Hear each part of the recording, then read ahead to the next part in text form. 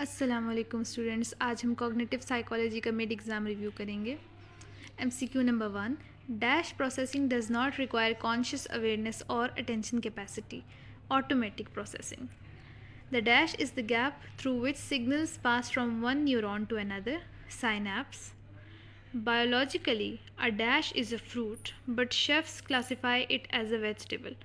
Tomato के अंदर seeds होते हैं, तो साइंटिफिकली जो भी चीज़ जिनके अंदर सीड्स होते हैं उनको फ्रूट्स कहा जाता है, बट शेफ्स कहते हैं कि ये एक वेजिटेबल है। Dash is a limited central capacity resource, so performance decreases when two demanding task are done together. Attention, अगर आप दो ऐसे काम कर रहे हो जिनमें दोनों को अटेंशन चाहिए तो फिर परफॉर्मेंस जो है वो डिक्रीज़ कर जाएगी। Dash studies reveal differences between the right and left hemispheres of brain. Split brain studies. Short question number 1. Enlist the three major contributions of Ulrich Nieser. सबसे पहले कंट्रीब्यूशन है कि उन्होंने कॉग्निटिव साइकोलॉजी को नाम दिया था। सबसे पहली जो फर्स्ट टेक्स्ट बुक उनकी थी उसमें उन्होंने कॉग्निटिव साइकोलॉजी पे बात की थी इन 1967। आइकॉनिक और इक्विक मेमोरी, आइकॉनिक का ताल्लुक विजुअल मेमोरी से है और इक्विक का ताल्लुक ऑडिटरी सेंसरी मेमोरी से है।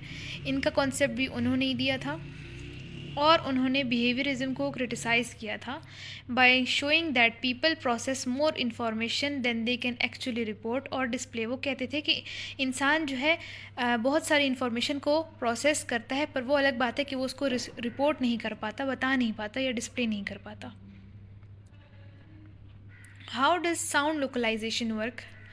हमारा जो नर्वस सिस्टम है इसमें डिले डिटेक्टर्स होते हैं जो कि दोनों कानों के साथ जुड़े हुए होते हैं। It compares which ear receives the sound first. The brain uses this tiny time difference to find the direction of the sound source. तो अगर हमारे लेफ़्ट कान के करीब से कोई आवाज़ आ रही है तो लेफ़्ट कान के पास वो आवाज़ जल्दी आ जाएगी और राइट के पास वो देर से आएगी। तो ये जो छोटा सा टाइम डिफरेंस होता है ये हमारे दिमाग को बताता है कि साउंड आ कहाँ से रहा है। Long question number 1. What was the adaptation paradigm experiment? Subjects repeatedly listened to da. एक साउंड है da. Then they heard sounds between ba and pa. तो da इतनी दफ़ा सुन लिया था कि they started identifying ba as pa. This showed that speech perception depends on features like voice onset time, not whole sounds. यानी कि जो आप कॉन्टीन्यूसली सुन रहे हो तो आपको फिर बाद में भी वही सुनाई दे रहा होता है, बेशक वो साउंड चेंज हो जाए।